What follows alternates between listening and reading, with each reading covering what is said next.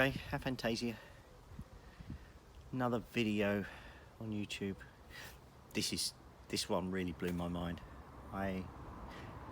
It's not often, but since I found out I've got aphantasia, you get the occasional discussion and you just like, your jaw drops metaphorically, and you just think, can people do that? I really can't understand how that's even possible. And that one of those was a week ago when I was talking to my wife about the podcasts, which are now on iTunes, Spotify and all the various places.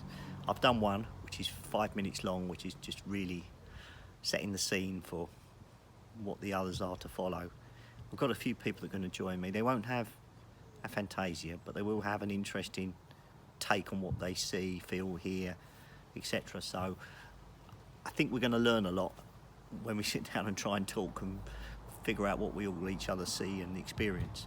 But getting back to the question of what what really made me think, I was talking to my wife about the third episode of the podcast yet to be recorded, and it was about sounds.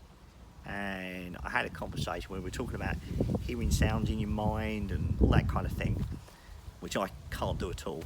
And I said something, and then she responded with a comment back, which I really felt I had to follow up on, because I thought, well, this can't be possible. And she talked about the volume of the music she could hear, and then she said, well, I can just alter the volume.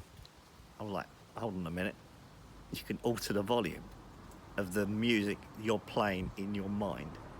Yeah, that's really possible. So I was a bit skeptical and probably thought, well, is this interpretation? Is it me not understanding? Couldn't really figure out what it was.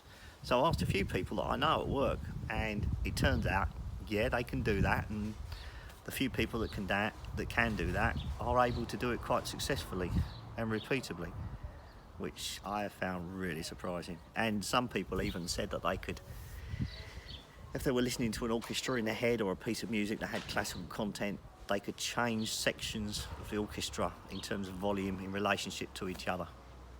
So, yeah, I'm thinking, right, I have got no clue what people can do.